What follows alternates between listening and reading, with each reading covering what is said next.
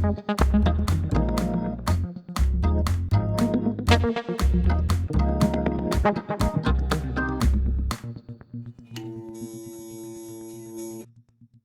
everyone, and welcome to another brand new episode of Scripts on Scripture.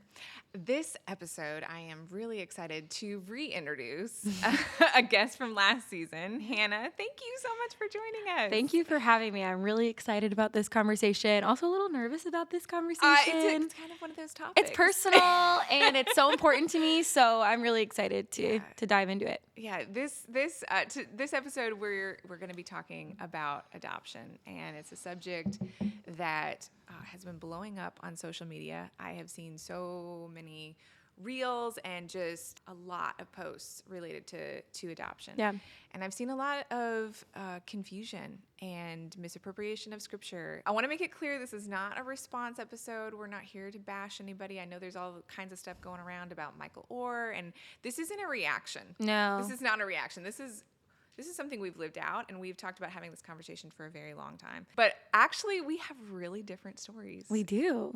Regarding But adoption. your story inspired our story a lot. I didn't know that. Yes. Oh, yeah. Okay. We can talk about that. So my husband and I approached adoption initially through fostering. And that's like another one of those red button issues. Everybody has an opinion on fostering. But our heart was to help families, to help children who are in a very traumatizing situation.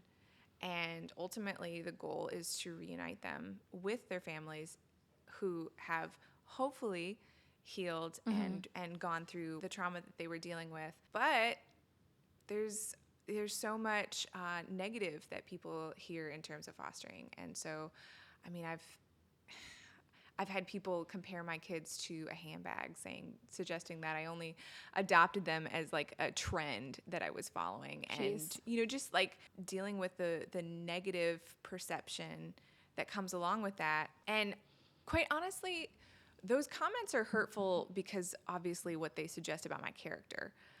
But they're more hurtful because I can only imagine if they're willing to say that to me, what are they saying to my kids? Yeah, or about your kids. Yeah. And what kind of lies are my kids going to have to sift through? Right. And so part of the reason I wanted to have this conversation is because I want it to be clear, like, we didn't adopt to have some kind of platform. Like, that wasn't even, we started out fostering. Like, our goal was to help the kids. Mm-hmm. It turned into adoption, and I praise God for that because I can't imagine my life without my kids. I know, they're awesome. I love them. I love them too. but it's, but that wasn't the goal going in. But now that we're in this, it's like I've got to clarify what it even is. Sure. And kind of like put some vocabulary to it and start that dialogue, because not only do I need to clarify it to other people who come into our lives and they need a little context. They need a little explanation. Sure. But also for my kids, Mm-hmm. I need to be able to communicate this so that they growing up are able to communicate it. Absolutely. I mean, I remember, well, we'll get into that in a minute. I wondered if you wouldn't share because your story absolutely is unique as well. We had our first son, Callan, in 2020, March 25th of 2020 to be exact. So just a couple weeks into the craziness, and with that craziness came a lot of trust with God already, just because we didn't have the support system around us we were planning on having and all these different things. So we were very much just like, God, we just want to get home with our baby and just, get through this. Yep. And through my delivery, ended up having quite a few complications that actually resulted in me having a hysterectomy right after delivery. And it's so crazy because God protected Caleb and I so much through that super traumatic experience, because he just united us. I remember they wheeled me back into the room. And of course it was very scary because I almost lost my life. And Caleb almost became a single dad immediately after Callum was born. And we were reunited, and we just both looked at each other and we were like, well, we've always kind of talked about adoption. And we had other people that we had seen in our lives, including you guys, who had walked through foster care. And so we kind of had a vision of what it could look like. And it was something that we always admired.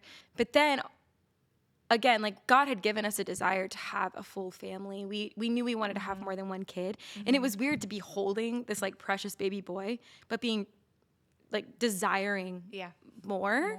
And honestly struggling with what that felt like of, God, I'm not ungrateful. Yeah. I just know the desire that you've put in my heart, and I'm eager to see like how you're going to work this out, because he gives us the desires of our hearts. Absolutely. And I toiled with that a lot because I wanted it to be enough. And obviously I had a lot of alone time to process after, just through quarantine, all these different things. But honestly started really processing a lot once I was vulnerable, and I shared what we were going through, because we just felt so isolated, and the enemy wanted to use that so bad. So we ended up like sharing our story with honestly like on social media, and it just like opened the floodgates of conversation and ended up connecting with a bunch of people and their stories that were either similar or maybe just had like a fraction of our story within it. And I remember we even came up here and hung out with you guys. I do remember that. And that's when we were really starting to like gear up towards, okay, how can we grow our family? How does God want to use us? And what's it going to look like? And you guys shared your experience with foster care. And honestly, at the time, my heart was yearning for a baby, and really like the reunification with their birth family was just something that my heart was not in. And I knew that the God was calling us to a different direction in that season. And so we ended up pursuing a like domestic infant adoption through a Christian agency. And it was a very growing experience. 22 months after Callum was born, our second son, Tatum, was born, and we adopted him into our family. And now we have 2 crazy boys at home. And they're amazing. The experience has grown me more than anything in my entire life. And adoption is just one of those subjects that is just so woven into our life. And we've since been able to walk with some other families through adoption and different things. And it's just really been such, obviously a blessing, but it's been very growing. And God has taught us a lot. And our compassion for people in all parts of the adoption triad has like, we just, knowledge just like was overwhelming at first, but God has taught us so much about his character and our part in the gospel and his story and all these different things. And so I could go on and on, but like in the waiting process, oh gracious, that when we were waiting to for Tatum to be born, even before we were matched with his incredible birth mom, obviously that's when you're just like twiddling your thumbs. But we used that time to really dive into understanding what we were getting ourselves into, what Tatum's life could look like, and how it might be different, how it doesn't have to be different, what a relationship with his biological family could look like, and like all these different things. And of course it was all what if at that time. So I had listened to so many podcasts, read so many articles and different things. And that's when I was flooded with, hey, not everybody likes this. Oh, exactly. And some people might not agree with what you and your family are doing. Absolutely. And that's when I really was like, okay, well, what does God say about this? And where do we go from this when we are hit with some of this negative? I mean, we had stuff. Family, not my immediate family, but we had extended family who they were like, it won't work. It won't work. And so having that kind of a voice speaking into what you're walking into, that is like you are in love with this baby, like you are in love with this child, and when you know that this is what God is saying for you to do, like tuning out those voices is really difficult when you're also trying to wrap your head around why would they even say that. And that was one thing that was a struggle for me to come to, because you don't want to air all the dirty laundry. No. And that's what I think a lot of times people expect.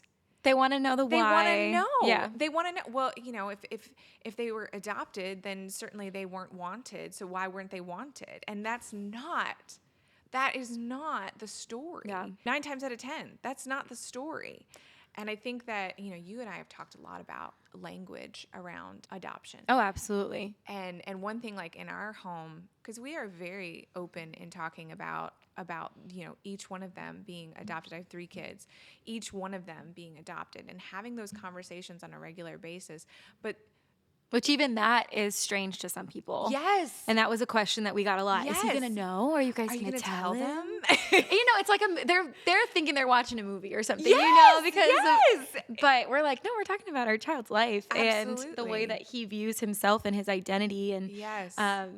We're going to take this really seriously. Absolutely. And I think that so often the thing that really kind of blew me away was the comparison, because the way that people would approach me about our kids, they wanted to know the past history. They wanted to know the dirt.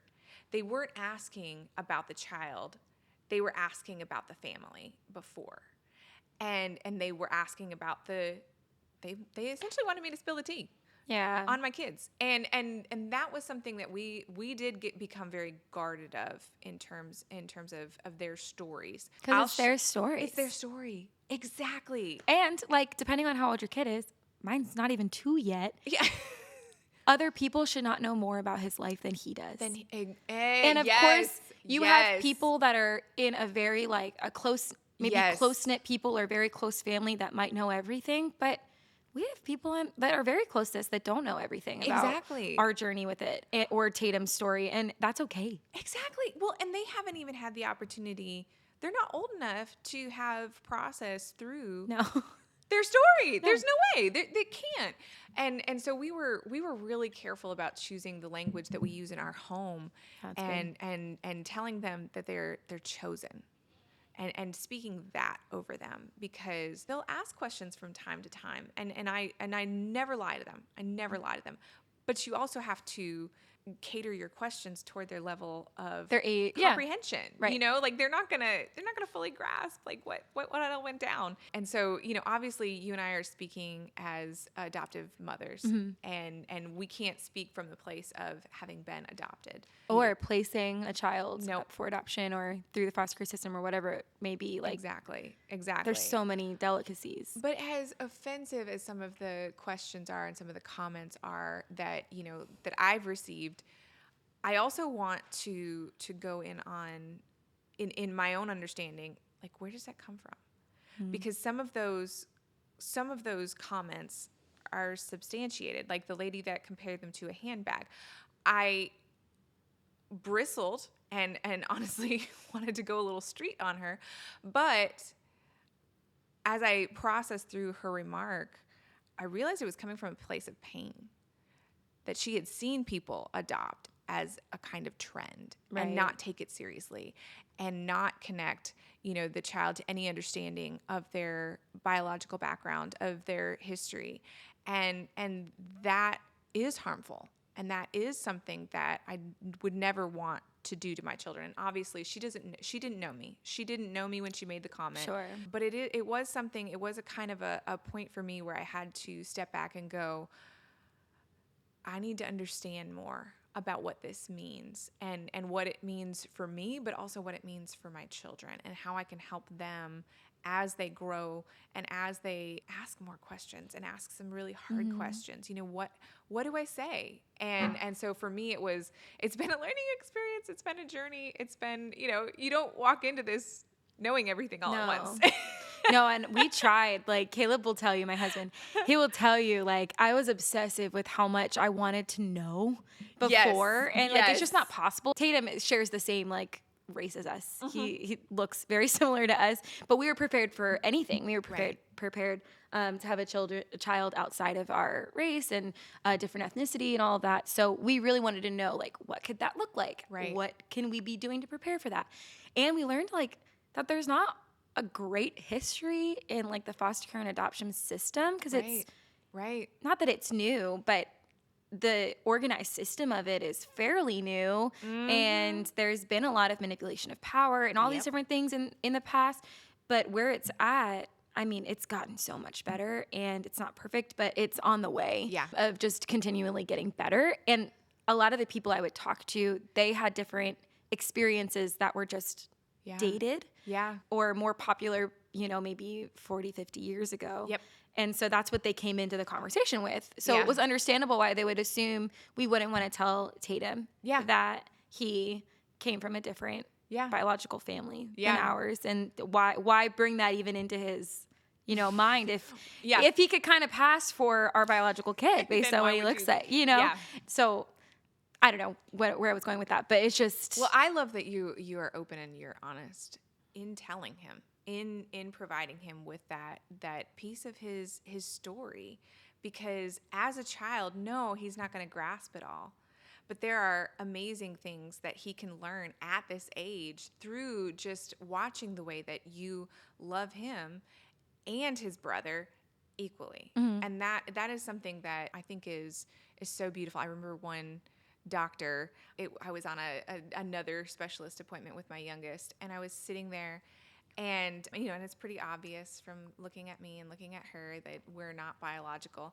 And so the doctor, he asked me a little bit about adoption, about our story, and he just smiled and he said to me, he's like, "Do you have any biological kids?" And I said, "No." And he's like, "Well, if you ever wondered if there's any difference," he looked at me and he goes, "I have 5 kids. 3 of them are adopted." And he's like, "There is no difference." And he said to me, he's like, "Sure, you have to communicate things and you have to, like the family has to kind of adapt around differences that other people don't."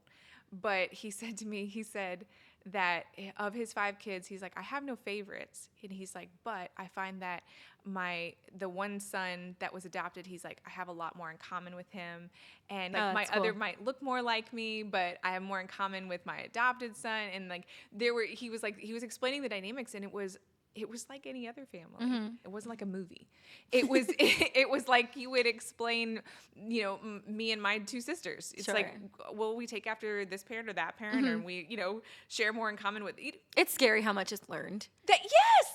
Yes. I'm like, scary is a good word, because yes. How do you do that? I do that. Yes. How do you know to even do that? Even with our biological son, I'm like, I don't think I've ever made that weird clicking sound I do in front of you, and he does it. I didn't consciously even do that, and I didn't realize I did it that often, but you picked up on it, and now you're copying it, and now I realize I do that. So yeah, that's so. That he didn't ask if I had, quote, kids of my own. Yeah, that's a hard.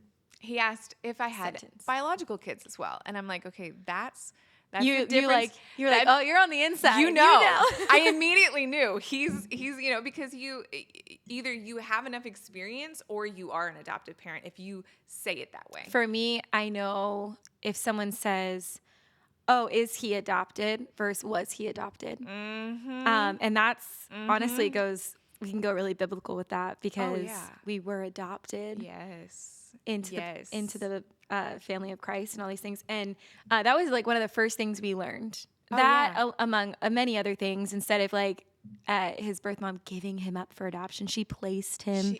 We made an adoption plan, like all of these. Yep.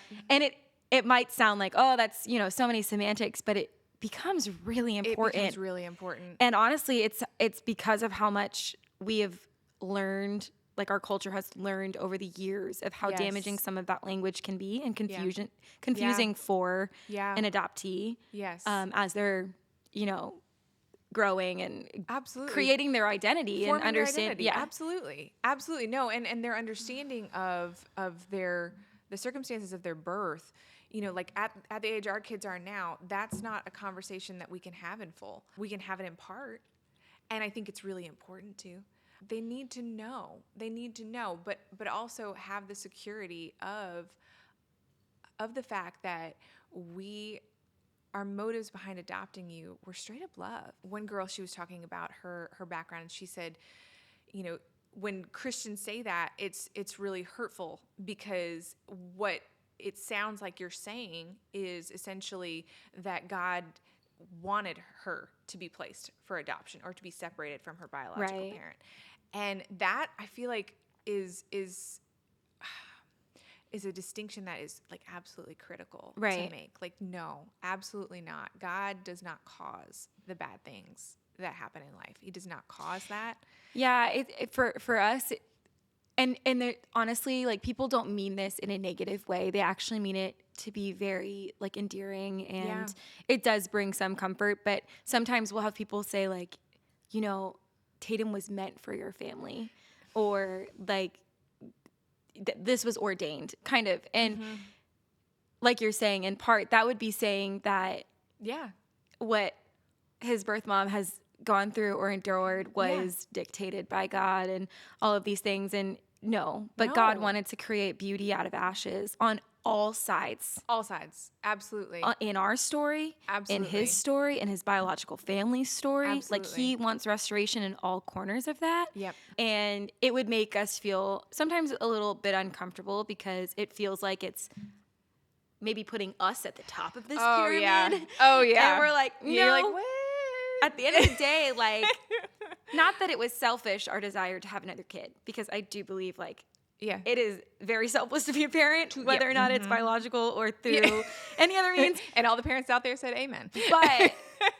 But there was, like, there was a desire there. Yeah. And he, in a way, fulfilled some of that desire. Yeah. The same way that Tatum is yearning for a forever family. Absolutely. And his birth family has to process through what they're going through. Yeah. And it's a solution. Right. It's not a perfect solution, but it's one that we really feel like God is in all corners of and wants to move through and work through. Well, and a lot of times what I don't think is readily understood is that oftentimes the choice that a biological mother makes to place her child and make an adoption plan is actually a truly selfless act.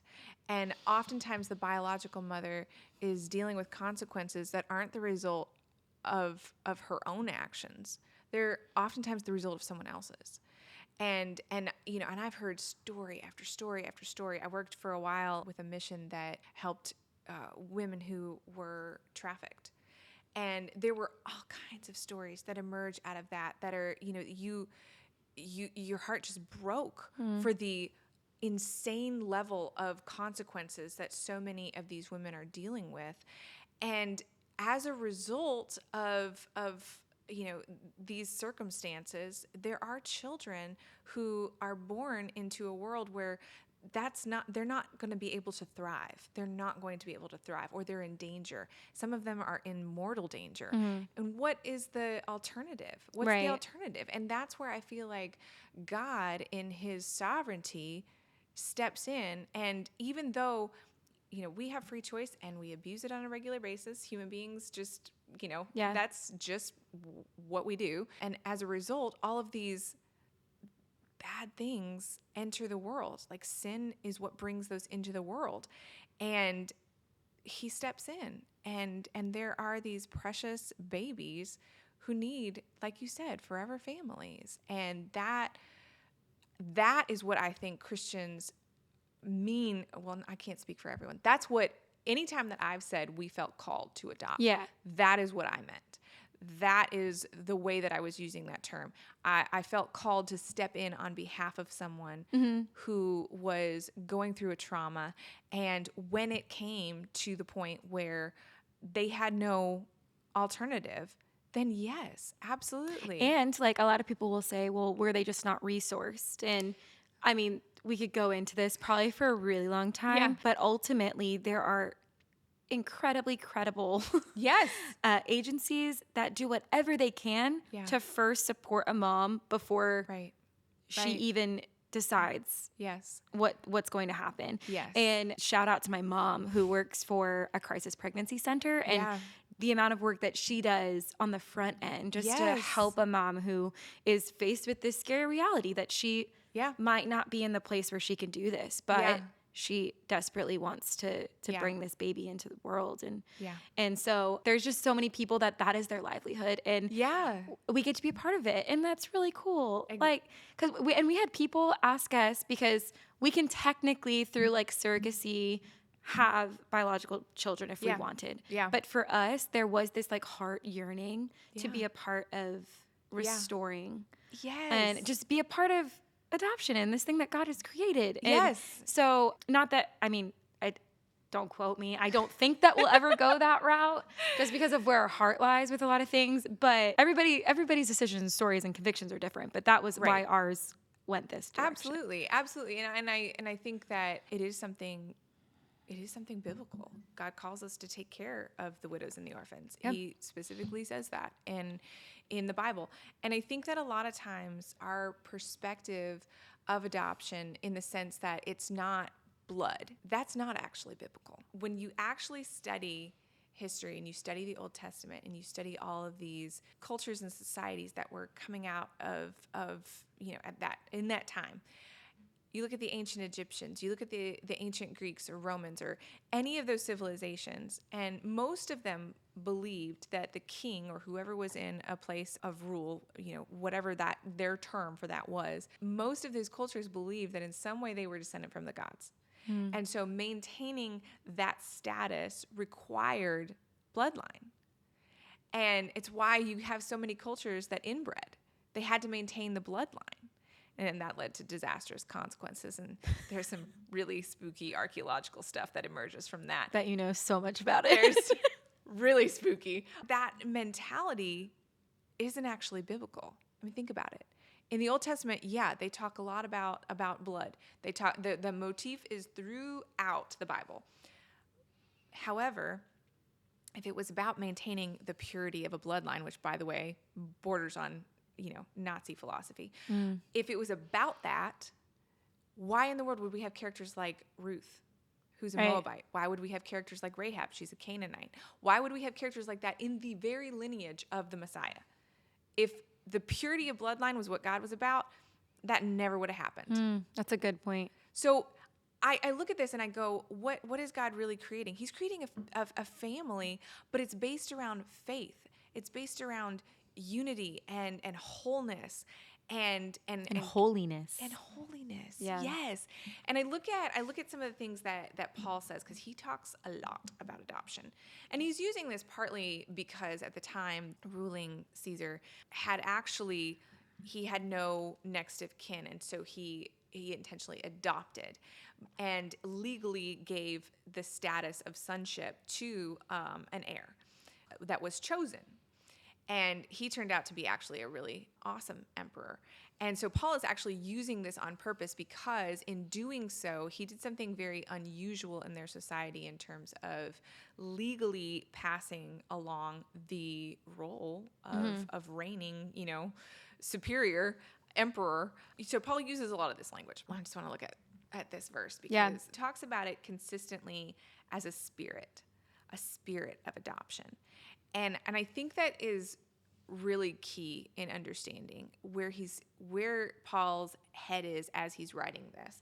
But in chapter 9, verse 8, he says, in other words, it is not the children of physical descent who are God's children, but it is the children of the promise who are regarded as Abraham's offspring. And think about that, okay? Abraham's the father of the faith.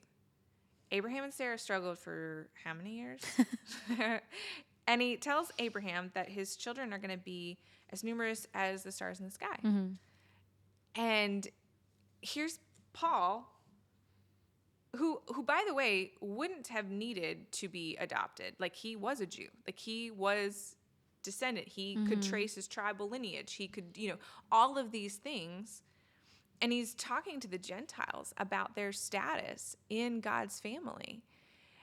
And so when he says this, like, Paul's not saying this for his own benefit. Like, he's not talking so that he's like, I'm included. He doesn't need any of that. He was like the Hebrew of Hebrews. He gives his credentials in chapter 11, and it's ridiculous. But he says it's not the children of physical descent who are God's children, but it's the children of the promise. I don't know. I stuck on that for a while. I thought about that for a while because, once again, it wasn't about bloodline. Why would you include the Gentiles in the new covenant if it was about bloodline? So. And how much does Paul talk about that? Exactly. Exactly. So I don't know. I stuck on that for a while because I was trying to wrap my head around, okay, what is this what is so close to God's heart in terms of adoption, when he wasn't creating a superior race. He wasn't creating this, he didn't have an agenda that way. It was always about faith. It was always about a family that united under a higher calling. And I think that is where oftentimes, we look at a baby is supposed to be with its mother. And yeah, I agree wholeheartedly. Yeah. If that were possible every time, definitely. But there are a lot of unfair things that happen in a fallen world. Yeah, I was even honestly looking at Exodus and looking at Moses' story. And obviously it's very complex. Mm-hmm. But his mom is like, he's not safe here. Mm-hmm. I care for this kid so much. I'm going to put him in this incredible basket that I'm designing. Yes. And she actually gets to nurse him and mother him, even while he is technically adopted by Pharaoh's daughter. Yeah, it's crazy. Because she's essentially a wet nurse for her own son. And I'm sure, like, a lot of challenges through that. But look what he was able to do. Yeah. Like, she was a part of the saving freedom his of her life. entire people. Yeah. Like, she had this huge role through her sacrifice. And God used that time absolutely to protect him. Absolutely. And it's beautiful. I don't know. Just think about what our kids could do. Oh, exactly. I don't know. It's just exactly. And the thing is, like, okay, I remember one day, and it was when we were technically still fostering my oldest daughter, and I was wrestling with, because at that point we knew there was no good alternative for her, no biological good alternative. Every option had really been checked out, and my husband and I, we knew that she was going to be in our family forever. And so at that point it had turned, our heads had turned from fostering to adoption. Mm-hmm. And I got a call one day, and it was the caseworker, and she said that she had found another option and should be cleared, the home study should be cleared this week, and so she would be going with them. Wow. Mm-hmm. And I was absolutely devastated, and I was so confused because I knew what God had told me, but then here's this person saying she's going to come take my daughter, and I didn't know what to think. Mm-hmm. I did not know what to think. I was just in kind of shock, and I remember sinking to the floor after I got off the phone with her, and I was literally holding my daughter at that time. Just a little tiny baby. And I was praying, and I said, God, this isn't good. This isn't good. We know, the present danger that's still there. And I don't understand. Why would you tell me this child is going to be in our family forever? And then what's going on? Yeah. And God said to me, she was mine first. And I had this realization, Hannah, that he had placed her in my life, but she was his first. She had a calling. And all along. Through all of the... She had a calling. She had a purpose. She had a whole life that he had shaped and sculpted and was preparing her for. And it wasn't mine to decide. Mm-hmm. It wasn't, I had to parent her with the mindset that she belonged to him first. Yeah. And so as terrifying as it was, and it didn't end up happening, the home study fell through and was determined, that was not an option. But through that experience and through that prayer and just seeking God on it, I learned something that has stuck with me every day that I am mother to my children, where it's, they're not mine in that sense. They're his first. I have the privilege of mothering them. I have the privilege of being their mother, but it comes with a responsibility. Yeah. And I don't think that's unique to adoption. No. It's this like open-handedness as parents, but I do think that there's something specific about motherhood and the connection that we have with our kids. But it's this open-handedness, and we were chatting before we started recording the podcast, but just talking about the life of Mary and what that must have felt like and looked like, and trying to kind of put myself in her perspective, because I'm, young. I'm in my late 20s. I'm always curious, like, God, what else? Like, do you have something else for me right now? Yep. Like, I'm mostly a stay-at-home mom. I do some stuff on the side, but like, what's it going to look like for me? And I just feel like I look at the life of Mary and like her life was Jesus and Absolutely. preparing him for the ministry that God wanted to do through him and all of these things. And I'm sure she had hobbies and different things on the side, but like her dedication was to him and obviously the rest of her family. And I, for years, have always been fascinated by Hannah in the Bible because that's my namesake. And when you're little and you're like, am I in here? Let's find out. Like, I'm not, by the way. Well, and I Heather never. That's funny. Well, I never imagined that I would resonate with her as much as I do, being someone who cannot carry children anymore. Like, I have this just new appreciation for her life and what she went through her infertility and her prayer and her, like, honestly, desperation, asking God for a son. Yeah.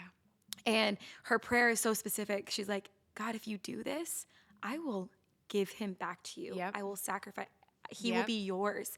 And she like really meant that. Yeah. Because I feel like I feel the same way with my kids. I want to say like, Lord, they're yours.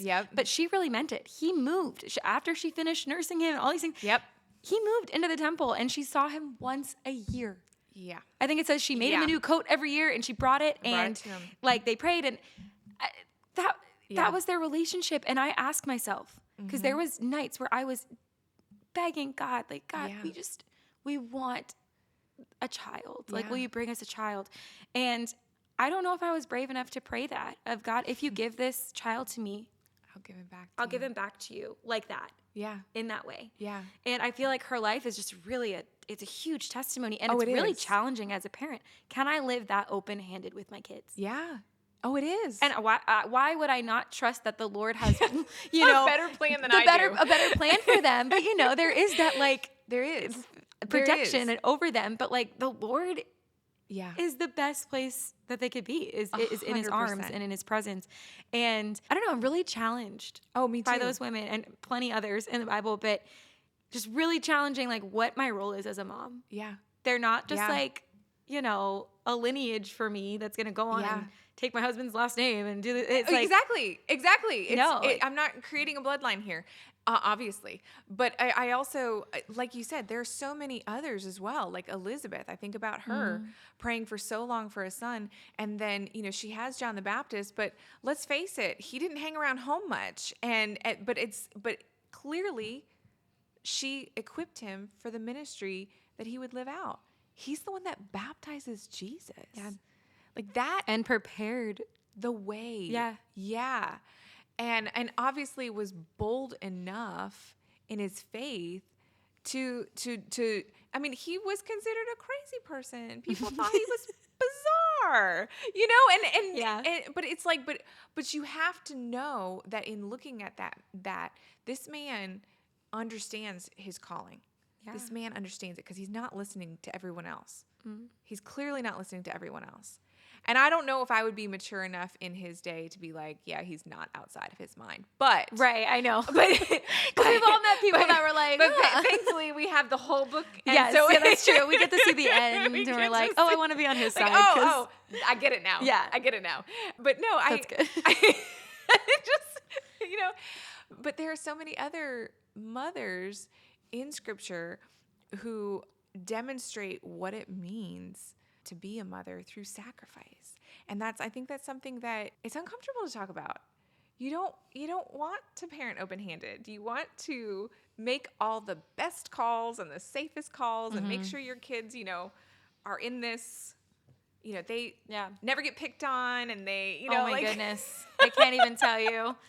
It's so funny because our kids play on Sunday nights sometimes at church and my oldest, he's not like he's kind of the young one in the group. Yeah. And they're all really fast. And he's like just a little bit behind them running after them. And my heart is like, oh, catch up. Catch up.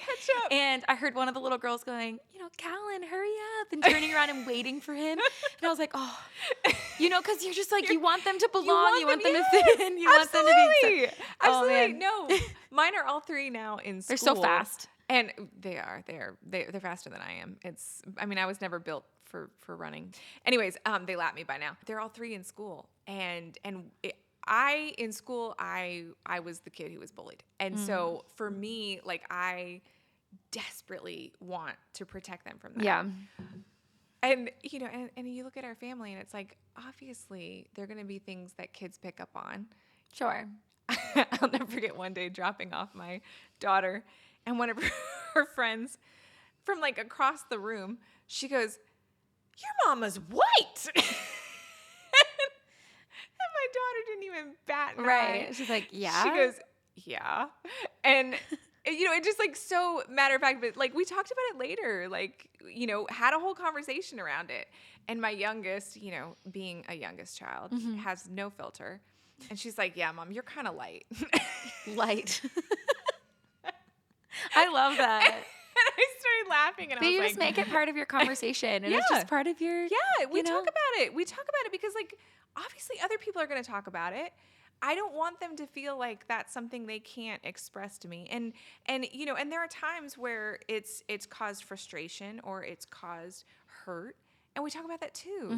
But I'm like, they need to know that when they are home, this is a safe space. If you're hurt by something somebody said to you, if you are frustrated by something somebody did, you can talk about it here and not face any judgment. Nobody's going to come at you for the way that you felt about that, or how that made you feel. You're not wrong in that. We are a different makeup than most families. Yeah, but that's something that's important for all families to be able to have. But I do think that it is a gift that we're kind of maybe forced into some of that uncomfortableness earlier than maybe some other families. Or I think so too. We're a little bit more maybe aware of it. Like, I'm waiting, for our son who was adopted to ask things because of how much research and stuff we did. I'm like, you're like, I have it. I'm ready. I want to, use some of the knowledge that we've learned. But now it's just, reminding him how loved he is by us and like his biological family, and talking about it. And it's crazy because, like we talked about, what you have in common with your like biological versus adoptive children and stuff. But it's crazy because when I met his birth mom, one of the first things we bonded over was that we both really like the moon. And it was so cool because I was like, wait, really? And she even told never mind, I'm not gonna get into the specifics, but she said that, and I was like, oh, that's so cool. Like, so do I. Yeah. And he even has like a little moon. He had it in his nursery and all these things. And just as a reminder, and we don't stay out, like they go to bed at 7. I don't know if that's like other families, but we're like 7 o'clock. So he doesn't get to see the night sky very often. Right. But once a week we're at church kind of late, and it's dark out. And he can barely say like, a ton of words, but he looks up in the night sky and he looks for the moon. Aww. And he is like, moo, moo. And if it's a night that it's not out, he's like, moo, moo. And he's really looking for it. And when it started, me and my husband were like, is he looking for the moon? Like, it's just this beautiful thing that God has like put in him. That kind of, I don't know where I'm going with that, but it's just like beauty. It is. And he just has a fascination with it. And it's this thing that just connects him to his full story. And I just can't wait until he's older and I can tell him like all of these things. And he can explore or not explore depending on, what he wants to do. But our job, the way I look at our, like Caleb and I's role as his parents is 1, point him to Jesus.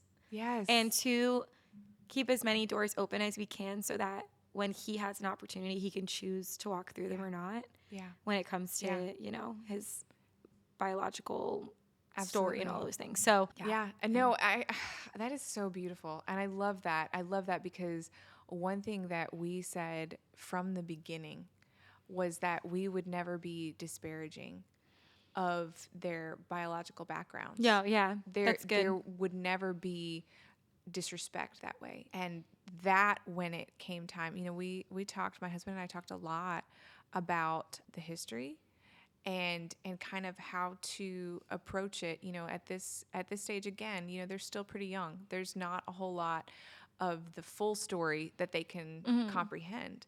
But they ask a lot of times about when when we picked him up from the hospital, Mm-hmm. when we, when adoption day, they ask about that, and they, and what we did to celebrate. They love Yeah. talking Oh, that's about sweet. that. And, Yeah. and it's just the story, they don't have it in full yet, but I want to make sure that they always are able to have a conversation about it and never feel like it's in any way hurtful to us to talk about it.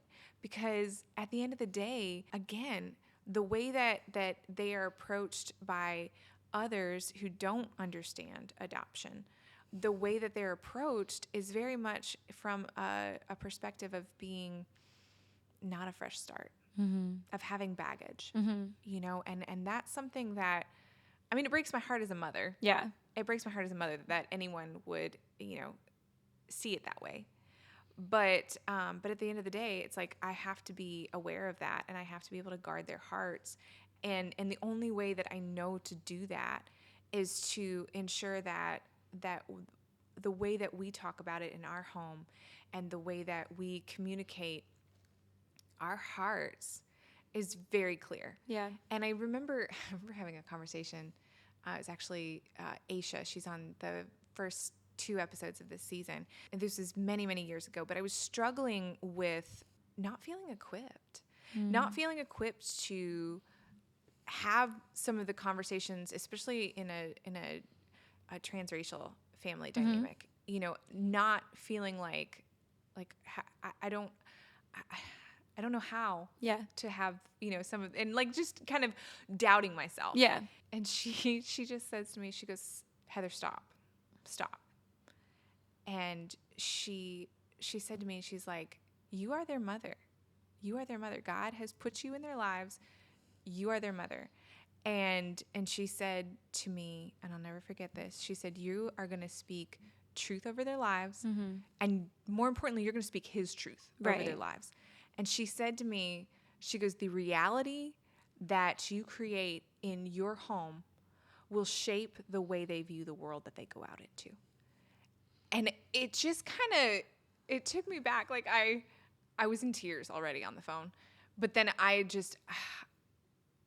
she just kind of reset the way that I was looking at it, because I was getting it all warped. Right. By things that I would hear on the news or things that people would say, or, I was getting it all mixed up and trying to feel like, starting to feel like I just, I didn't have enough resources. Yeah. And she was like, no, because society has it all mixed up. God's word has it straight.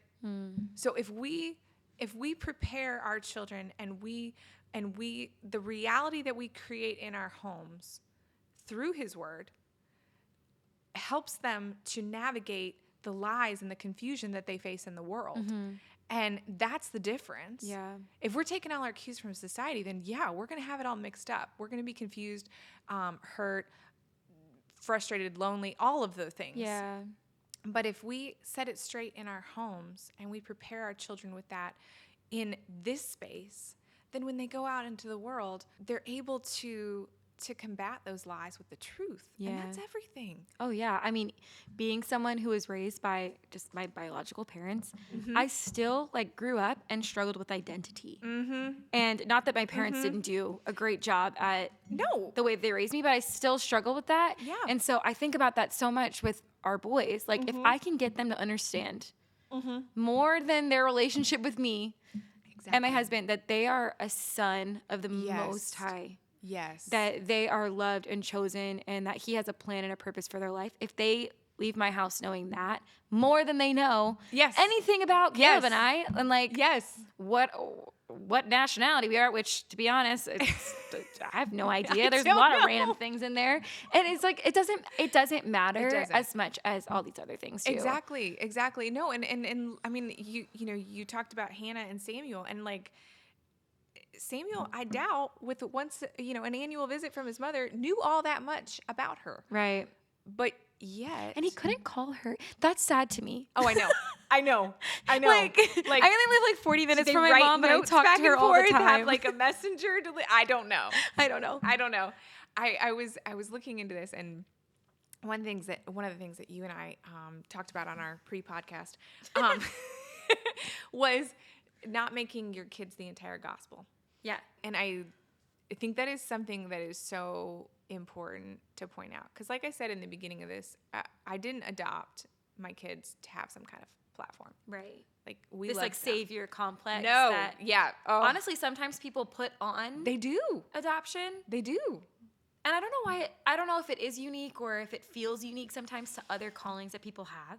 Yeah. But people who are committed to helping people who are addicted to drugs and substances and stuff, like that is a high calling as well. All of these things are high calling. All of them. And it's all weird that we've kind of there's done that. Yeah. Yeah. And it makes me very uncomfortable. In my mind, adoption equals obedience. Yeah, that's really good. It doesn't equal salvation. Like, let's just get that straight. And Paul talks about us being predestined for adoption. But again, he's talking about a spirit of adoption. He's talking about a family of faith. He's talking about a God who saw to it that no matter how broken your background, you had a family. Yeah. And how much should we say that in church? Like, this is a family. Yes. This is something new. This might be something very different than what you've grown up with. Yes. Literally, no matter what background you have.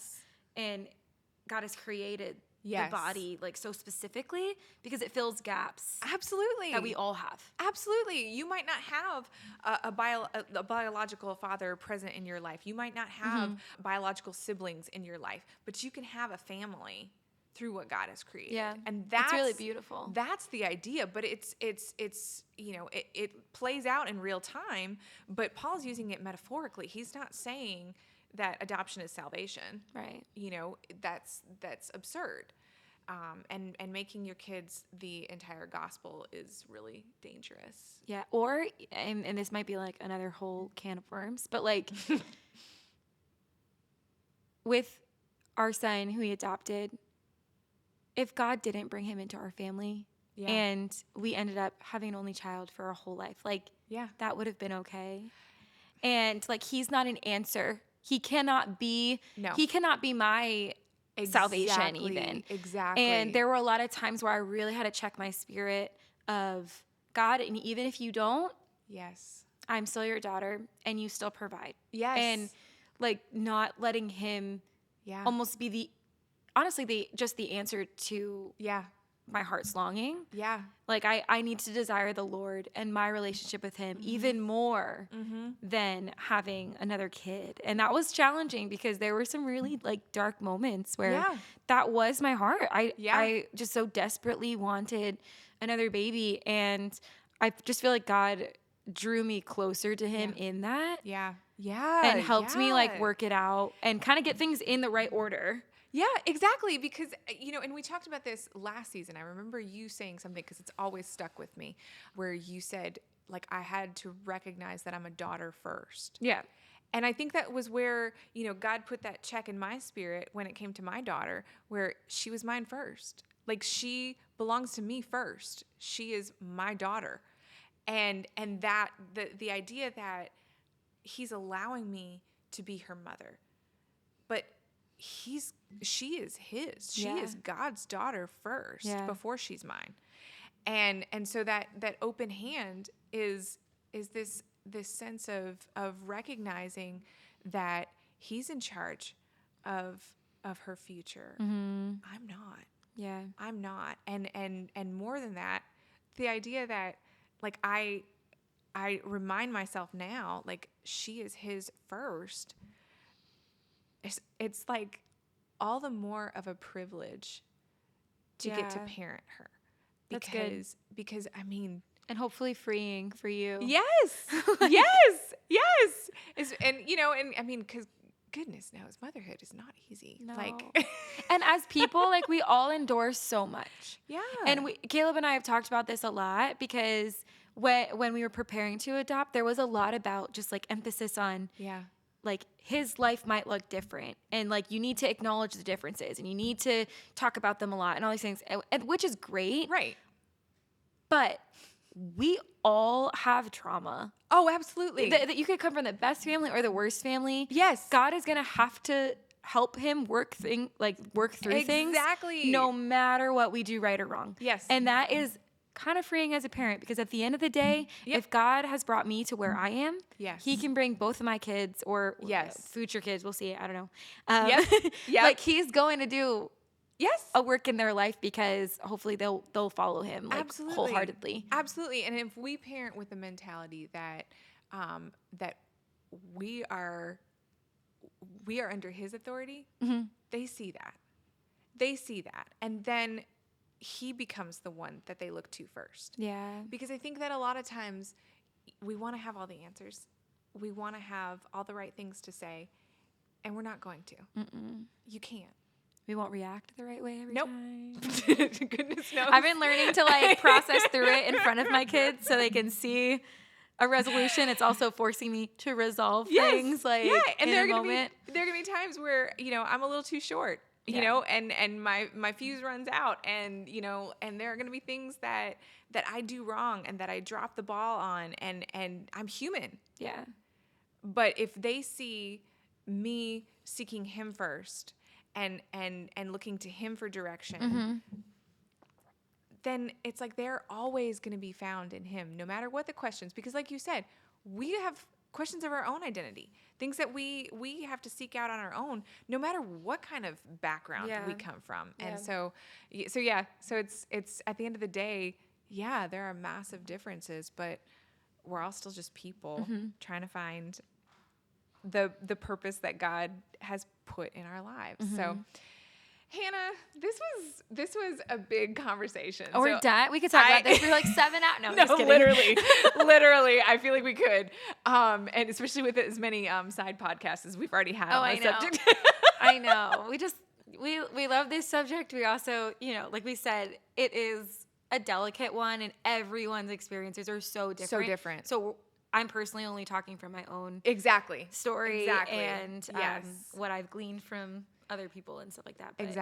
Exactly. No, I think that's so important to point out. Yeah, because I mean, I've never experienced the other side of it. I can only speak as an adoptive mother, but it is a subject that is near and dear to my heart. Yeah. And I really appreciated you being willing to have this conversation. Absolutely. You're on social media. Yeah. Where can people find you? I guess mostly just on like Instagram. I don't know if that makes me a millennial. I'm not really sure. I ride that fence, but I'm a millennial fail. So yeah. But this subject, like I've had a lot of people like reach out kind of on eggshells of like whether or not they can ask me questions. I love talking about adoption. I love talking about what we learned from the experience and the specifics of like how we went about it. Yeah. So if you ever want to reach out and chat, if you're ever in doubt, please do. Yeah. I think what's my handle? I don't even know. Hannah.Panza. Yeah, it'll be on this. Okay, I'll cool. put it on the screen. At the end of but seriously, like I've had a lot of people. It's really crazy connections that I've been able to have conversations with people. That is amazing. And I just pray that God continues to keep this conversation within my heart like alive and keep being able to talk with people and just process and stuff like that. I love that because you bring a lot of clarity to the subject and the way that it parallels faith, but it isn't the whole thing. Right. And that I think is a beautiful acknowledgement on behalf of our kids. And I appreciate that so much. But thanks again so much for being on the show. Thanks for having me. Thanks for joining us. And we will see you on the next episode of Scripts on Scripture. I'm your host, Heather Preston. See you later.